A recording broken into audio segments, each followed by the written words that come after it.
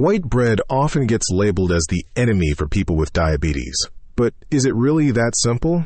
The answer is no. It is not always bad. White bread has a high glycemic index, which means it can raise blood sugar quickly.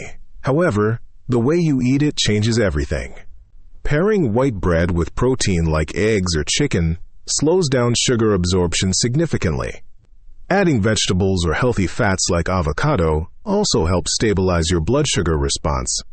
Timing matters because eating white bread after exercise helps your muscles use glucose more efficiently.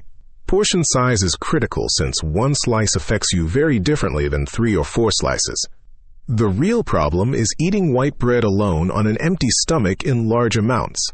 You can include white bread occasionally if you plan your meals smartly. Focus on balance rather than complete elimination of foods you enjoy. Monitor your blood sugar levels to see how your body responds to different portion sizes.